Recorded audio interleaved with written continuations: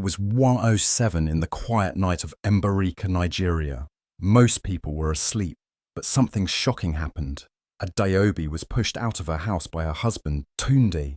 She wore nothing but a towel. The gate slammed behind her. She stood outside, confused, shivering and humiliated. The night was cold, and the only sound was the dogs barking in the distance. Lights came on in nearby houses. Curtains moved. Curious eyes peeked through windows, but no one came out to help. She stood there, holding the towel tight, praying the ground would open up and swallow her. Then, unknown to anyone, the estate security guard, Musa, who had been watching quietly from his small post, took out his phone. He started recording.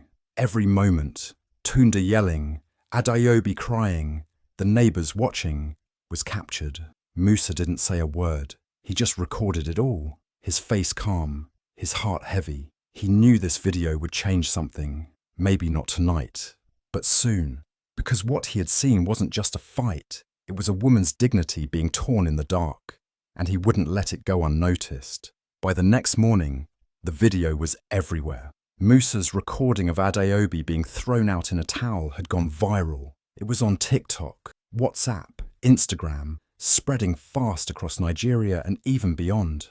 People were shocked, angry, and heartbroken. Strangers cried watching the clip. Women shared it with messages like, "This is what we go through in silence."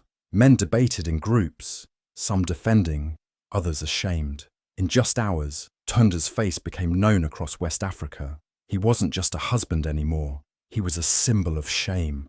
Memes flooded the internet. Blogs and talk shows picked it up. The headline was everywhere. Woman thrown out at 1 a.m. in only a towel. People wanted answers. They wanted justice. The same neighbours who peeked through their curtains and said nothing the night before now began to appear at Adaobi's gate. First came an old woman from the next compound with hot tea and a wrapper. Then a young girl brought slippers. Later, someone came with food in a cooler, blankets, clothes. Warm words followed. Adaobi, who just hours ago stood outside alone and humiliated, now had a small crowd around her. Some came to say sorry, some came with shame in their eyes, but all of them came because they had seen the truth in that video. The look on Adaobi's face, the cold night, the pain in her eyes, it had touched people in a way that no one expected. Meanwhile, Tunde had gone into hiding. He had turned off his phone. He deleted his social media accounts, but it was too late. He was everywhere. People called him names online. His office released a statement that he had been suspended. His own family refused to speak on his behalf. No one wanted to be connected to him now. From a respected man in the community, he had fallen to nothing in just 24 hours. The shame was heavy, but not heavier than what Adaobi had carried all these years. 3 days later, just after sunset, Tunde came back. This time, there was no shouting, no pride. He didn't walk through the gate like before. He stood outside, holding flowers and kneeling on the ground. He waited. People started to gather. Phones came out. The same gate where he once threw Adaobi out now stood before him like a wall. Finally, she stepped out, dressed simply in a long gown, her head high. Adaobi walked to the gate and looked down at him. For the first time, the world saw the roles reversed. Tunde was no longer the man in charge. His voice shook as he spoke. "Adaobi, I'm sorry," he whispered. "Please forgive me. I lost everything. I see now what I did." But she didn't speak. She didn't cry. She didn't kneel like she used to. She just looked at him for a long moment, then turned to the crowd and said, "You all saw what happened. The world saw it too. I am not the same woman you left at this gate." And with that, she walked back inside. The crowd was silent for a second. Then someone started clapping. Others joined. Not for Tunde, for Adaobi, for her strength, for her quiet power. The towel incident had started as her worst moment, but it became the start of something new. People from women's groups, lawyers, and media houses began reaching out to her. She got invitations to speak, to share her story. Her phone didn't stop ringing. Support poured in from everywhere, not just pity, but respect. Adaobi never asked for the video. She never asked to go viral, but now that she had the world's attention, she used it. not to destroy Tundi, but to lift other women who were silently suffering like she once did. She spoke about abuse, shame, and how silence keeps women trapped. She spoke gently, but her words hit hard. And Tundi, he disappeared from the neighborhood. Some said he moved to another state. Others said he checked into a rehab. But Adeobi didn't bother to find out. She had no time for the past. Her story had changed, and this time, she was the one writing it. No longer the woman in the towel. She was the woman the world watched rise. Years before the world knew her name, Adeobi was just a scared young girl in Nsukka. She was 19 when her whole life changed. One day, her mother asked her a simple question. Who is the father? Adeobi stood there, quiet, tears in her eyes, unable to answer. Her mother shouted. Her father cursed. Her siblings watched in silence. That evening, with a small bag and a growing belly, she was thrown out of the house. Just like that. No one cared where she would go. No one asked if she had eaten. Her crime? Being pregnant and not naming the father. In that moment, Adeobi learned what it meant to be truly alone. She had no money, no job, no plan. She walked the streets of Nsukka for hours until her legs couldn't carry her anymore. That night, she slept on the steps of a church. It rained. The cold bit into her bones. She wrapped her arms around her belly and whispered, "Please stay with me. Please don't leave me too." She begged for food during the day, sometimes receiving a few naira, sometimes just stares. She ate from bins, drank sachet water, and kept moving. Every day was a fight to survive. One day at the market, everything almost ended. Adeobi was walking between two stalls when a loud shout broke out. People started running. Someone screamed about a thief. Panic spread fast. In the rush, she stumbled and fell. Her belly hit the ground hard. Feet rushed past her, nearly stepping on her. She tried to scream, but no sound came out. Her hands covered her stomach as she cried. A kind woman, a trader, saw her and helped her up. "You want to lose this baby?" the woman shouted, angry and worried. She gave Adeobi water, helped her sit, and stayed with her until she calmed down. That was the first time in weeks someone had shown her kindness. Just one act of care. It gave Adeobi a tiny drop of strength she didn't know she had left.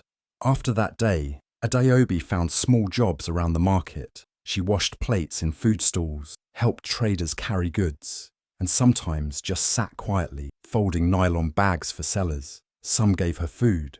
Others gave her a place to rest her head for a few hours. Life was still hard, but it was no longer hopeless. When the time came, she gave birth in a small clinic run by the nurse who didn't ask questions. The baby cried loudly the moment he came out, a strong, healthy boy. She named him Zikora, meaning show the world, because even though she had nothing, she believed this child would show the world that her pain had meaning. With her baby tied to her back, Adeobi worked harder than ever. She never begged again. She sold roasted maize by the roadside. She cleaned houses. She washed clothes for strangers. Every night she told her son stories about stars, dreams, and courage. She taught him to read using torn newspapers. She sang him to sleep even when her stomach growled from hunger. Many times she thought of going back to Nsukka, maybe to say sorry, maybe just to hear someone call her name. But she never did. They had forgotten her, and she had found a new kind of family in the dusty, noisy streets of Makoko. People in the neighborhood noticed her, not because she was loud or bold, but because she was always moving, always trying. Rain or sun, Adeobi was outside, working. Zikora grew fast. He was quiet like her, but sharp, very sharp. At 5, he could count better than most adults around him. At 7, he was reading signs in English. At 10, he was winning school awards. Teachers called her to say, "Madam, your boy is special."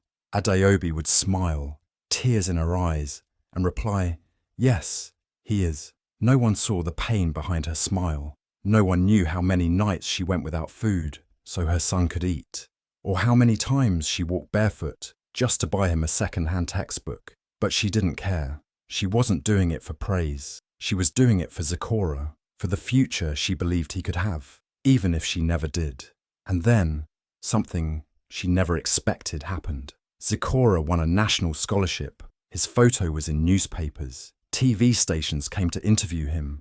People wanted to know about the boy from Makoko who beat students from rich schools. When they asked him, "How did you do it?" he simply said, "My mother never gave up on me." That was the day everything truly changed for Adeobi. The girl who had once begged for food, who slept on church steps with a baby inside her, was now the mother of a young star. Her past hadn't broken her, it had built her, and the world was finally beginning to see it.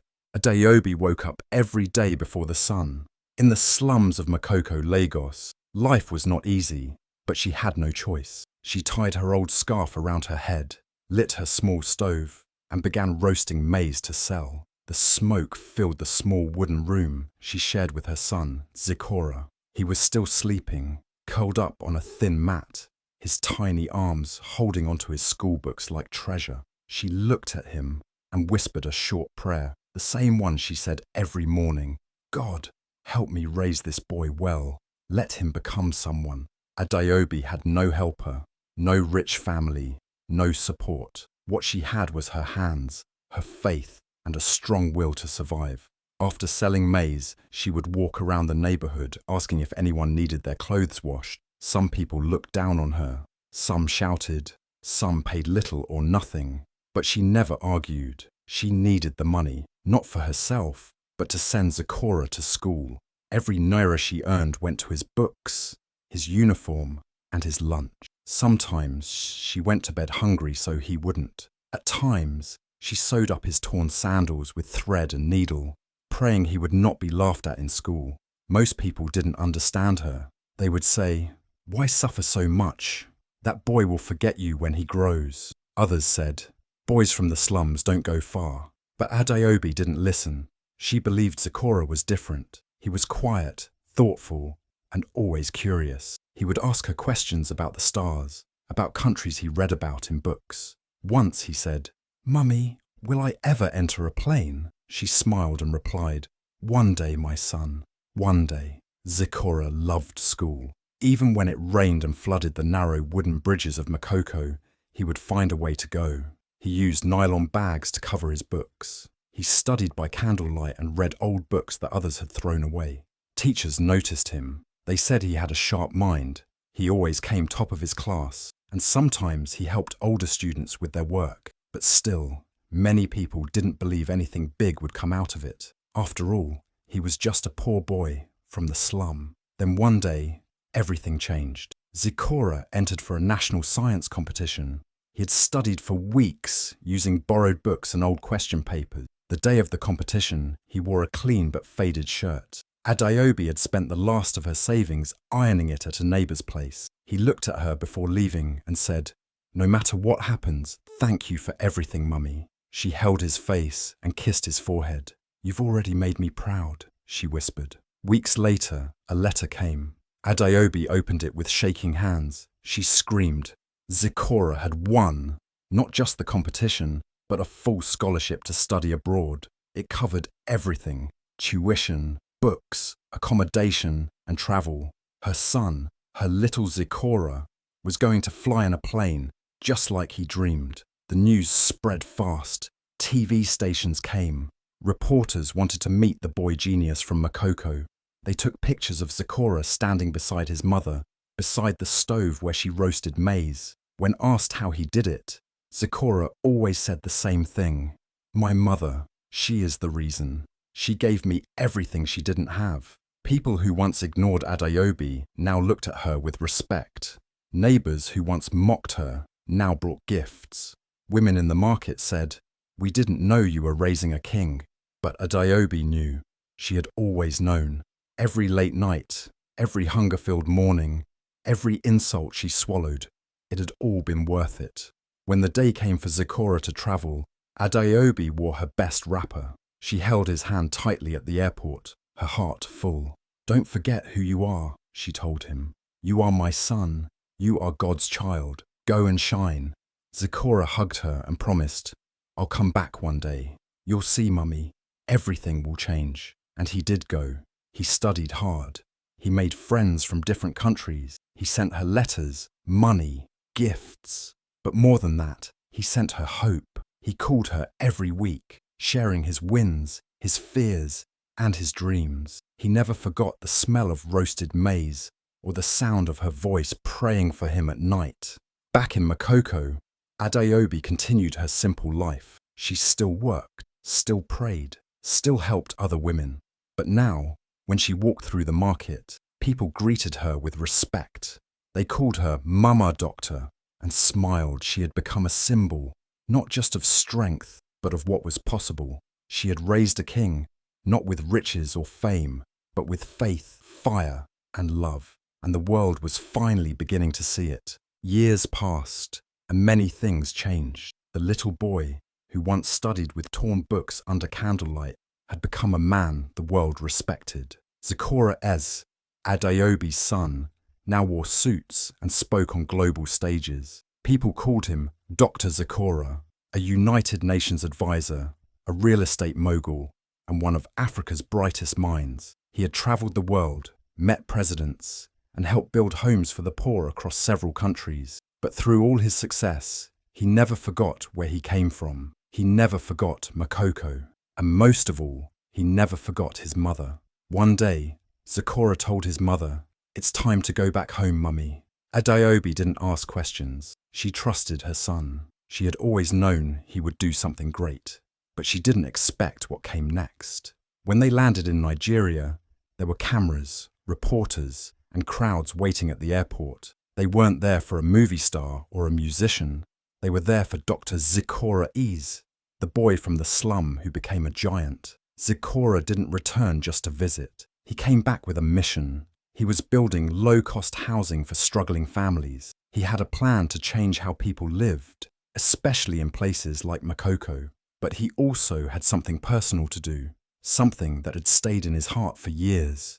He drove through the quiet streets of Mbarika, the same neighbourhood where his mother had once been thrown out at 1:07 a.m. in nothing but a towel. Adeobi sat in the car, watching the familiar places pass by, her eyes filled with memories, the shame, the cold, the neighbours peeking through their curtains and pretending not to see her pain. Zikora gently took her hand and said, "Today, Mummy, we close the circle." They stopped in front of the gate, the same gate. Adeobi stared, frozen. It was the house she had once lived in with Tunde, the house she was kicked out of in the middle of the night, humiliated and broken. But now, something had changed. The house didn't feel bigger than her anymore. She felt taller, stronger. Zikora stepped out of the car, suit sharp, voice calm. He met with the property agent and signed the papers. Just like that, he bought the house. Every room, every wall, every inch. The news spread like wildfire. Dr. Zikora buys back mother's house. From slum to success, a son's powerful return. People couldn't believe it. Neighbours came out to watch, whispering, pointing, some even clapping. And inside that house, the man who once threw Adeobi out, Tunde, now lived in just one of the back flats. Life had not been kind to him. Business had failed, pride had dried up, and the bold voice he once used to shout at Adeobi was now soft, full of fear. Tunde came out slowly, looking around nervously. He couldn't hide anymore. He knew who Zikora was. He had seen him on the news, heard people talk. Now, the same boy he had once rejected stood in front of him as a man the whole world respected. Tunde looked down, ashamed. "Please," he said quietly, "can I talk to you?" Zikora nodded. They sat in the small courtyard, a place filled with so many painful memories. Tunde spoke with shaking hands. I made mistakes. I didn't treat your mother right. I was proud and foolish. Please, I'm sorry. I'm just asking if you can reduce the rent. Things are hard for me now." There was a long silence. Zikora looked at him. Then he looked at his mother, who stood quietly at the corner, her face unreadable. Finally, Zikora spoke. "Do you remember the night you kicked my mother out? She stood right there, with nothing but a towel, while you slammed the gate on her. I was inside her belly that night, but I felt it all." Tunde looked away, unable to meet his eyes. Zikora continued, Today, I own this house, not to hurt you, not for revenge, but to remind the world, never look down on anyone. You don't know who they will become. Then he did something no one expected. He turned to the agent and said, let him stay, no rent, but let him remember this story every time he looks at my mother. Tears filled Adeobi's eyes, not from sadness but from pride. Her son didn't choose revenge. He chose grace. He chose power with kindness, the kind of power that no one can take away. She walked into the house, not as a tenant or a guest, but as the mother of the owner. Every corner of that house, every tile, every wall now belonged to her family. People talked about it for weeks. Social media exploded. From towel to throne, some people tweeted. She came back as queen. Adeobi never said much. She just smiled, sat quietly, and watched the world catch up to the truth she had always known. When you raise a child with love and faith, even in the mud, he can grow into a king. And sometimes that king comes back, not with swords, but with keys. The lights in the grand hall of Abuja shone brightly. It was a women's empowerment gala, filled with powerful voices, strong women, and loud applause. But when Adeobi walked on stage, the room went completely silent. Everyone stared, not because of her beauty or fame, but because of what she wore. It was not a designer dress. It was the same old towel she had been thrown out in years ago. That same thin, faded towel. But today, it wasn't a symbol of shame. It was a crown, a victory flag. The audience rose to their feet. Some clapped, some cried, some simply watched in awe. This was not just a woman. This was a story. A woman who was once kicked out at 1:07 a.m. with nothing but tears and pain. A woman who raised a son alone in the slums. A woman whose child became a global figure. And now, here she stood, not begging at a gate, but standing proud on a stage. Reporters rushed toward her. Madam Adeobi, what changed your life? How did you rise from the ground to this throne? She looked at them, smiled gently and said, I didn't wait for the world to give me power. I found it in my pain. I stood up and I kept walking.